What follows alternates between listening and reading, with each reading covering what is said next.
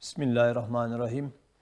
Elhamdülillahi Rabbil alemin. Ve salatu ve selamu ala Resulina Muhammedin ve ala alihi ve sahbihi ecmain. Sevgili dostlar, beraber okuyalım programında lemalara devam ediyoruz. 13. lemanın 12. işaretinde sual ve cevaplar vardı. Kısa kısa ilk üçünü bir önceki programda ele almıştık, okumuştuk. Şimdi dördüncü bir sual var. Oradan devam ediyoruz. Dördüncü sual, ehli dalaletin kazandıkları muvaffakiyet ve gösterdikleri kuvvet ve ehli hidayete galebeleri, yani galip gelmeleri gösteriyor ki onlar bir kuvvete ve bir hakikate istinad ediyorlar. Demek ya ehli hidayette zaaf var ya onlarda bir hakikat var. El cevap. Haşa. Ne onlarda hakikat var, ne ehli hakta zaaf vardır. Yani zahire bakıp aldanmayın diyor. Evet, bugün de öyle. Ehli dalalet dünyada, yani kötülükleri yöneten mihraklar, şer mihraklar, değil mi? Daha çok yıkıcılık olduğu için meslekleri önde görünüyorlar, galip görünüyorlar, kuvvetli görünüyorlar. Peki onlar böyle tahribatları çok diye haklılar mı yani? Onlar bir kuvvete ve bir hakikate mi dayanıyorlar? Soru bu. Yoksa ehli hidayette mi bir zaaf var? Cevap haşa. Ne onlarda hakikat var? Yani galip görünmeleri onlarda bir hakikat olduğunu, hakikate dayandıklarını göstermez. Ne de ehli hakta zaaf vardır. Fakat niye o zaman galip geliyorlar? El hakku yâlu ve lâ yûle aleyh diye de bir esas kaide var. Yani hak üstündür ve ondan üstün bir şey yoktur. Hakka dayanmıyorlarsa nasıl galip oluyorlar, galebe ediyorlar? Ehemmiyetli bir sual bu. Evet, fakat ma teessüf kasirun nazar, yani kısa görüşlü, ileri görüşlü olmayan, yüzeysel bakan, muhakemesiz bir kısım avam tereddüde düşüp vesvese ediyorlar. Akidelerine, yani inançlarına halel geliyor. Bugün gerçekten öyle. Avam, hakikati bilmeyen, yani avam, havas esasen buradaki bağlamında havas gerçeği bilen, olayların arka planını bilen, hakikati bilen insanlardır. Avamsa sıradan insanlar, yani görünüşe göre hükmeden, yüzeysel bakan, ki günümüzde çoğunlukla %90, %95 hatta gençler de dahil bu kısma giriyorlar. Yüzeysel bakılıyor, yüzeysel baktırılıyor. Bir defa yani olayı bütün olarak görmek ve yorumlamak yeteneğinden yoksun yetişiyorlar. Çünkü anlamak, parçanın bütünle bağlantısını kurmak demektir. Bütünü bilmeyen, hayatı bir bütün olarak göremeyen, hayatın anlamını çözemeyen insan avam demektir. Yani işin hakikatini bilmiyor demektir. İşte böyle kimselerin akidelerine halel geliyor. Yani inançları sarsılıyor, şüpheye düşüyorlar, tereddüde düşüyorlar ki herkes etrafında böyle kimseleri görebilir.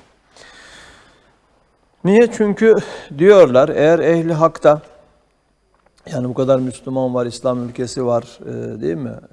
Hak din bizim dinimiz diyorlar. Bunlar da hak ve hakikat olsaydı bu derece mağlubiyet ve zillet olmamak gerekti. Onlarda bir hak ve hakikat, özellikle son meselede, işte Gazze meselesinde, değil mi, bir avuç ve İsrail'in bu açıkça işlediği zulümler, şenaatler, denaatler, bunu daha çok söyletiyor yani.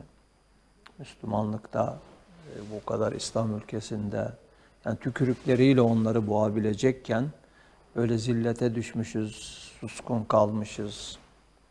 Eğer onlarda yani ehli hakta tam hak ve hakikat olsaydı diyorlar bu derece mağlubiyet ve zillet olmamak gerekti. Çünkü hakikat kuvvetlidir. El hakku ya'lu ve la yu'la aleyh olan kaide-i esasiye ile kuvvet haktadır. Yani hak kuvvette değil, kuvvet haktadır.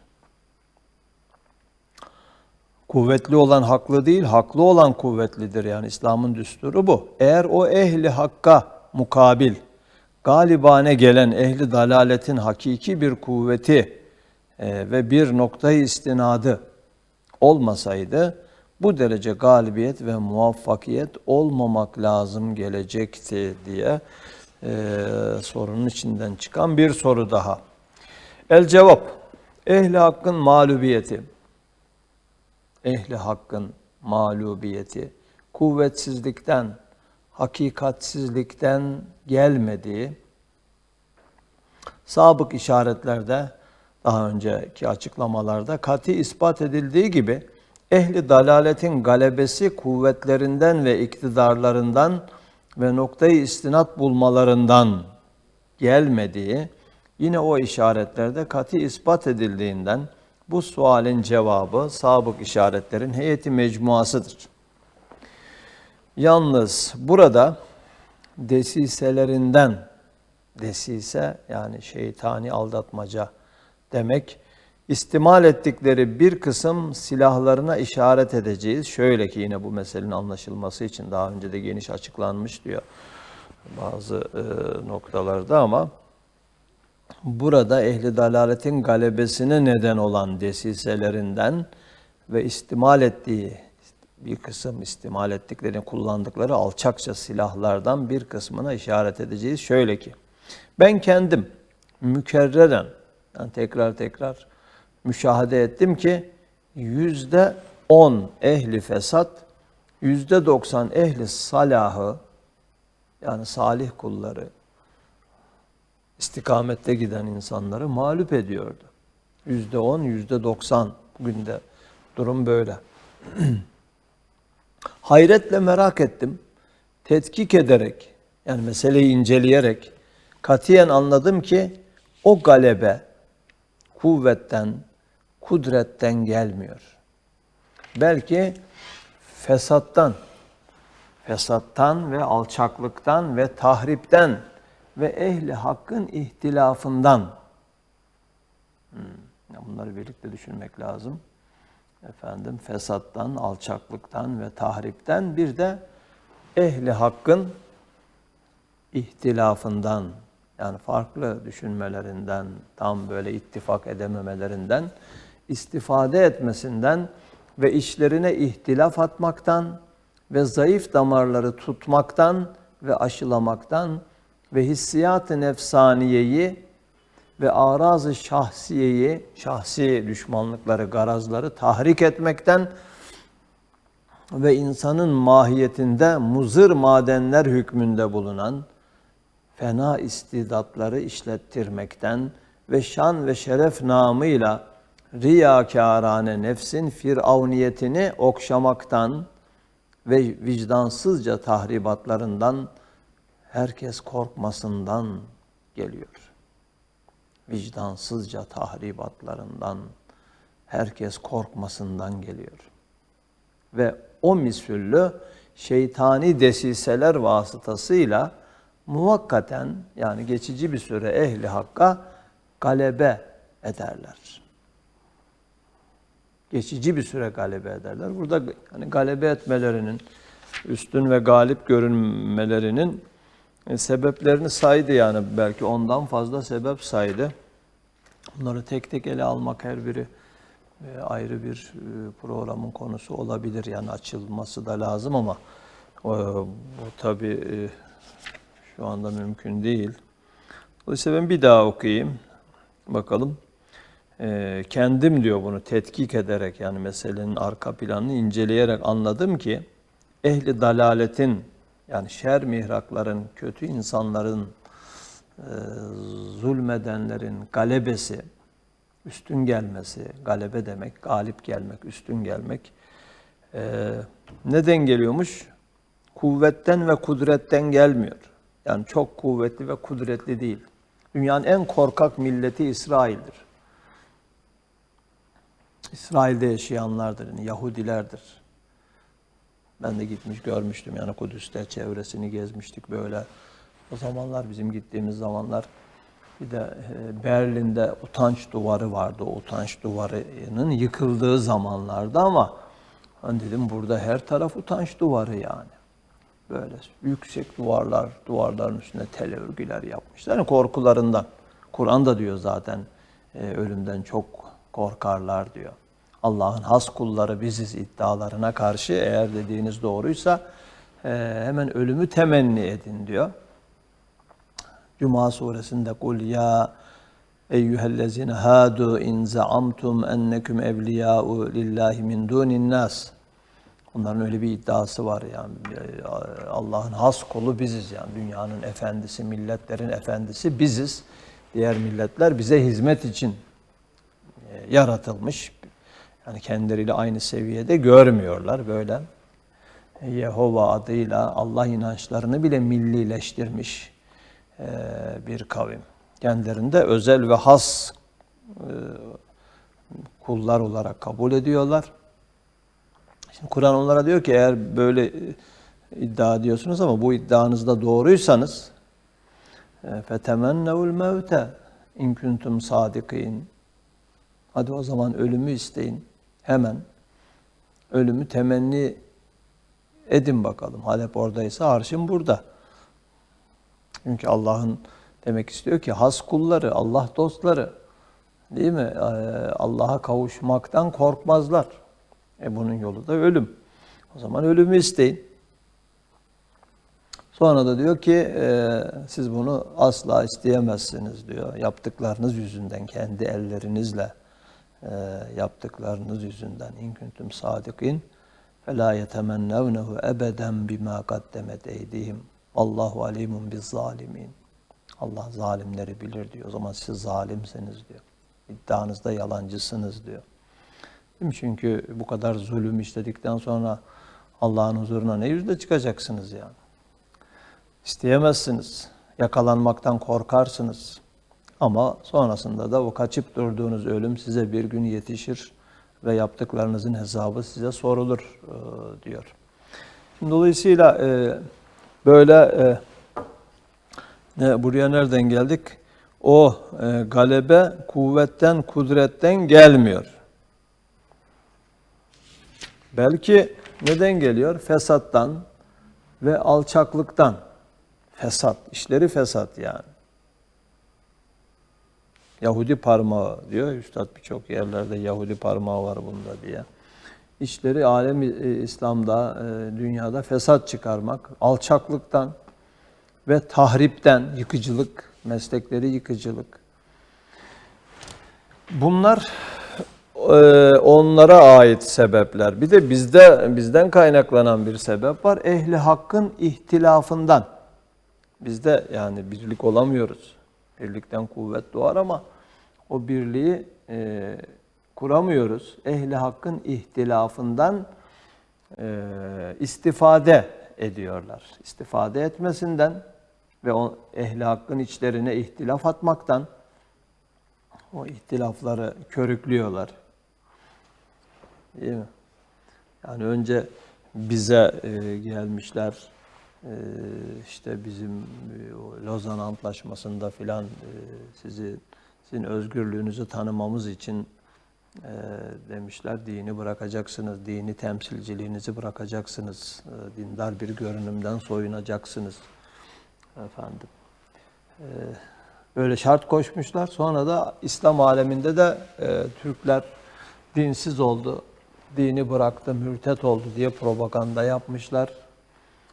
Böylece bizi onlardan koparmışlar, onları bizden soğutmuşlar. Yani bu şekilde ihtilafı körüklemişler. İçlerine ihtilaf atmaktan ve zayıf damarları tutmaktan, kendi bizim İnsanlarımızdan bir kısmının zayıf damarlarını tutuyorlar. Yani kiminin şöhretinden, şöhret tutkusundan, kiminin makam mevki tutkusundan yararlanıyorlar, onları kullanıyorlar. Ve aşılamaktan ve hissiyat-ı nefsaniyeyi ve araz-ı şahsiyeyi tahrik etmekten, değil mi, kolay, özellikle gençleri bugün öyle avlıyorlar yani. Hissiyat-ı nefsaniyeyi tahrik ediyorlar. Nefsinin heveslerini, hislerini, işte açıklık, saçıklık kolay yani böyle kendini göstermek, değil mi? Böyle maalesef şehvet tuzakları kuruyorlar. Efendim moda tuzakları kuruyorlar. Böylece bizim kendi değerlerimizden bizi uzaklaştırıyorlar. Bir de bu var. Ve insanın mahiyetinde muzır madenler hükmünde bulunan fena istidatları işlettirmekten ve şan ve şeref namıyla riyakârane nefsin firavniyetini okşamaktan ve vicdansızca tahribatlarından herkes korkmasından ileri geliyor. Vicdansızca tahribatlarından hakikaten herkes korkuyor. Adam ta oradan 10 bin değil mi? 10 kilometre öteden okyanusu aşıp gelmiş, orada savaş gemilerini, değil mi, Akdeniz'de dikmiş, şey gibi böyle her türlü silahlar var yani, bir ülkelerin altını üstüne getirecek silahlar var. Onları da kullanabilirler yani, vicdanları yok çünkü. İkinci Dünya Savaşı'nda kullanmışlar zaten. Şimdi dolayısıyla bu vicdansızlıklarıyla herkesi korkutuyorlar, sindirmişler yani. Biz de öyle bir şey yapamıyoruz. Dolayısıyla onların gölgesinde o bir avuç azınlık olan İsrail'de, şer mihraklarda tahribatlarına devam ediyorlar ve galip görünüyorlar. Evet, bundan ileri geliyor. Ve o misüllü şeytani desiseler vasıtasıyla muvakkaten, inşallah öyle olacak, muvakkat geçici bir süre ehli hakka galebe ederler. Fakat vel akibetu lil muttakin sırrıyla, yani akibet müttakilerindir. Allah öyle buyuruyor. Akibet müttakilerindir. Müttaki yani takva sahiplerinindir. Allah'ın emrini gözeten, Allah'ın emirlerine bağlı, yasaklarını çiğnemekten kaçınan. Mesela biz çocukları öldüremeyiz. Değil mi? Yaşlılara dokunamayız. Savaş dışı unsurlara dikkat ederiz. Bir savaş hukukumuz var.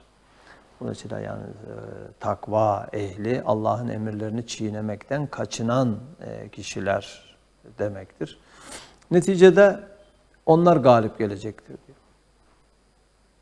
لَاَوْلِبَنَّ ene ve rusuli diye daha yakında okuduğum için aklımda kalmış.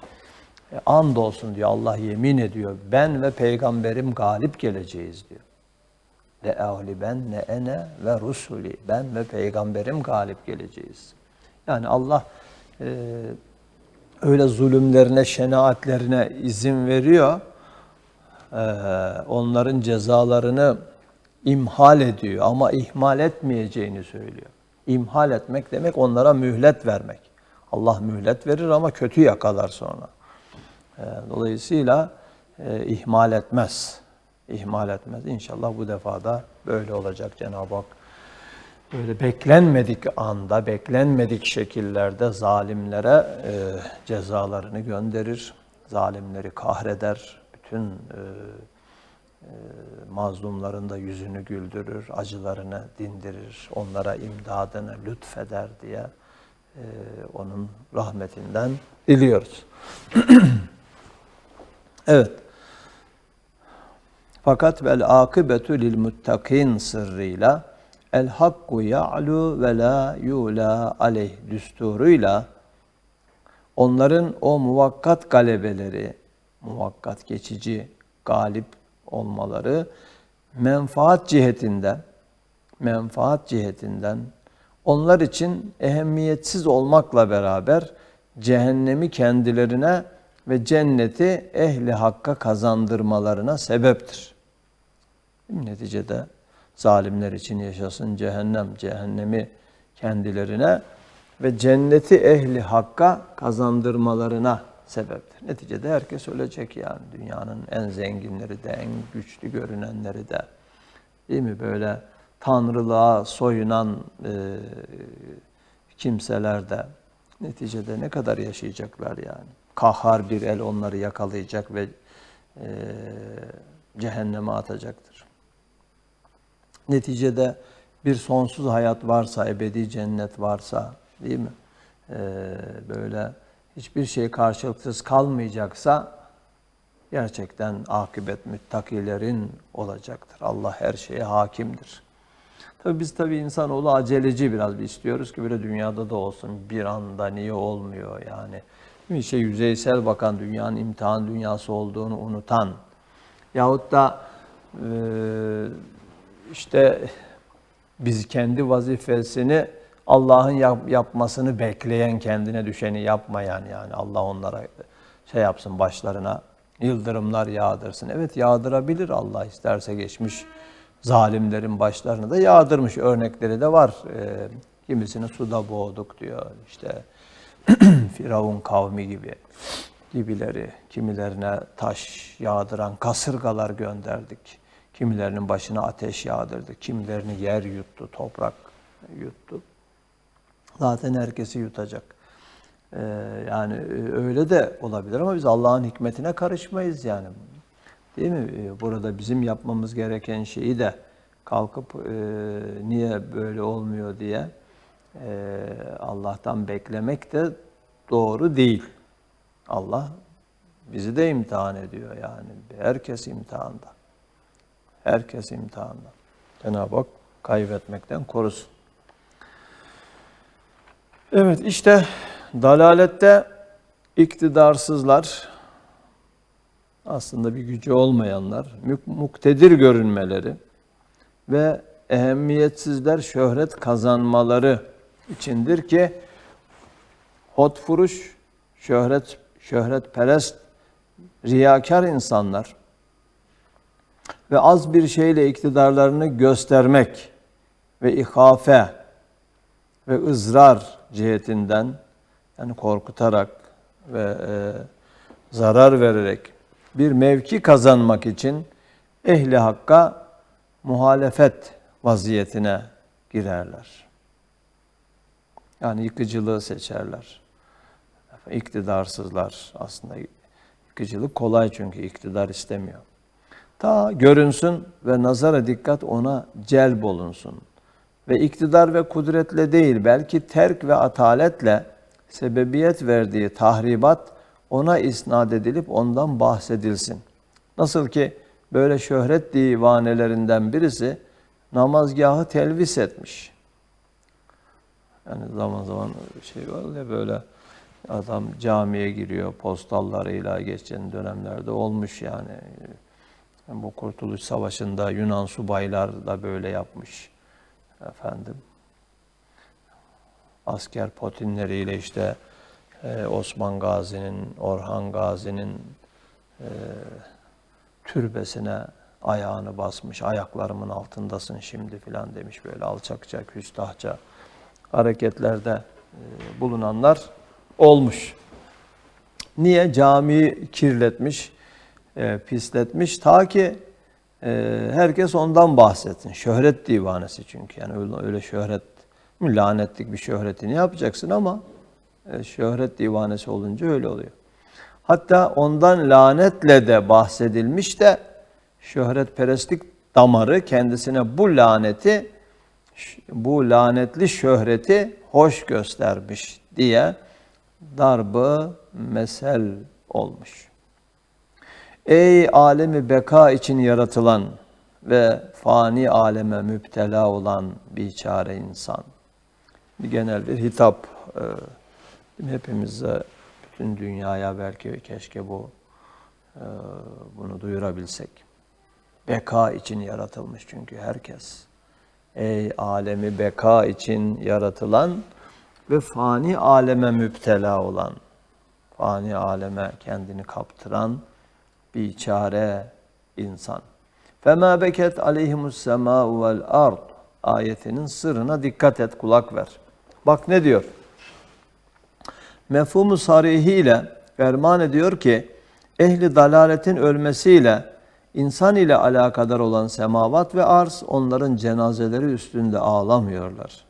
Yani onların ölmesiyle memnun oluyorlar. Fema beket ağlamadı demek. Aleyhimus semâ'u vel ardu. Yani gökler ve yer onların ölmesiyle ağlamadı. Onlara ağlamadı. Öyle bir algı varmış demek ki. Onu da son zamanlarda öğrendim yani. Geçmişte o Peygamberimizin zamanında gök ve yer onların işte öyle ileri gelenleri falan öldüğünde onlara ağlar diye inanırlarmış. Onu da reddediyor yani. Onlara ağlamadı diyor. Ama mefhumu işaretiyle işaret ediyor ki bu ayet, ehli hidayetin ölmesiyle semavat ve arz onların cenazeleri üstünde ağlıyorlar. Firaklarını istemiyorlar. Çünkü ehli iman ile bütün kainat alakadardır. Ondan memnundur. Zira iman ile Halık-ı kainatı bildikleri için kainatın kıymetini takdir edip hürmet ve muhabbet ederler. Ehli dalalet gibi tahkir ve zımni adavet etmezler. Ehli hidayet yani her şeyle dost. Değil mi? Bütün kainatla dost. Allah'ın yarattıkları tüm varlıklarla dost. Çünkü beni kim yaratmışsa diyor, işte en uzaktaki galaksiyi de o yaratmış. Güneşi, ayı da o yaratmış. Gezegenleri de o yaratmış. İşte çevremizdeki dağları, denizleri, ağaçları, yıldızları o yaratmış. Sabah güneşin doğuşunu izledim. Ya muhteşem bir tablo, hayran kaldım. Keşke dedim, ya Rabbi dünyanın bütün gençleriyle, öğrencilerimle birlikte senin bu eşsiz tablonu izleseydim. Sana böyle en güzel noktalardan sanatına bakıp hayranlık duysaydım, hayranlık uyandırsaydım, seni sevip sevdirseydim. Değil mi? Şimdi Cuma namazından gelirken yine baktım, gökler çok güzel yani, muhteşem gökyüzü. Hayranlıkla seyrettim o tül bulutlar. Ya Rabbi sen ne yücesin. Ya Müteal, Allah'ın Müteal ismi, yüce ismi. Öyle yükseklerden 10.000 metreden üzerimizden uçup giden uçakları görünce senin göklerinde uçuyor, senin denizlerinde yüzüyor, senin karalarında geziyoruz, senin suyunu içiyor, senin havanı soluyoruz, senin nimetlerinle yaşıyoruz, sana muhtacız, sana aşığız, senin yarattığın her şey güzel. Elif okuduk ötürü, pazar eyledik götürü, yaratılanı hoş gördük, yaratandan ötürü Yunusça. Dolayısıyla böyle bakan, varlıklara Allah'ın sanatı olarak bakan, onun adına değer veren bir insan her şeyle dostluk kurmuş oluyor. Çünkü varlıklar böyle camit gibi görünse bile onlara müekkel melekler var mesela. Rüzgar meleği, yağmur meleği değil mi? Güneşe müekkel melek, aya, dağlar meleği var. Melekül cival, melekül bihar, denizler meleği. Ya bu melekler o insanı tanıyorlar. Çünkü o onların ruhu gibi, yani ruhu hükmünde. Dolayısıyla o insana dost oluyorlar. Allah adına onları seven insana dost oluyorlar. Ki o insan öldüğü zaman yine bugün bu sabah okudum. İnnellezine kâlu rabbunallahu sümme istekâmû tetenezzelu aleyhimul melâiketu ellâ tehâfû ve lâ tehzenû ve ebşirû bil cennetilleti kuntum tuadun. Yani ölüm anında yahut ölüm anında her defasında yani ondan sonraki aşamalarda Rabbimiz Allah'tır diyen ve dosdoğru yaşayan insanlara melekler inerler diyor. Onları müjdelerler. Ella tehâfû ve lâ tehzenû ve ebşirû bil cennetilleti kuntum tu'adûn. Nahnu evliyâukum fil hayâtid dünya ve fil âhire. Bak biz sizin dostlarınız derler. Melekler diyor. Onları cennetle müjdeliyorlar ve biz sizin dostlarınızız. Ahiretten önce dünyada dostlarınızız diyorlar. Çünkü bizim müvekkel olduğumuz, temsil ettiğimiz varlıkları siz yaratıcı adına sevdiniz. Onlara hayranlıkla baktınız. Allah'ın gösterileri ve tablolarına şahit oldunuz. Şimdi dolayısıyla böyle bir insan, yani bütün kainatla dostluk kurmuş. Hani herkesin sevdiği bir insan ölünce herkes ağlar ya. Herkesi sevmiş, herkese iyilik yapmış, herkes de onu sevmiş. İşte gökler ve yer böyle insanlara ağlarlar diyor. Mefhum muhalifiyle, işari manasıyla. Ama öyle Allah'ı tanımayan, değil mi?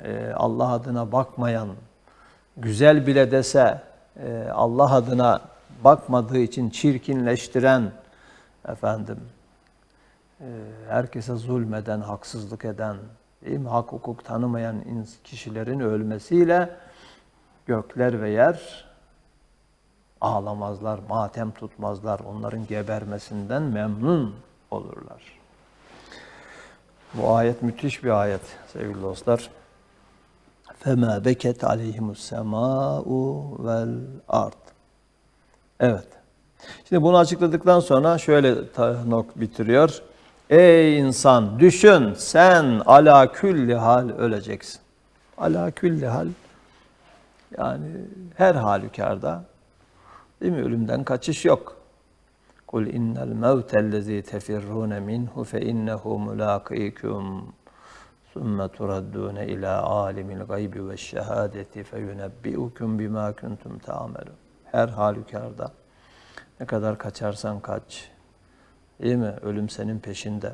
Sen neyin peşindesin? Ve bir gün sana ölüm yetişecek. Ala külli hal, ister istemez her durumda sen öleceksin.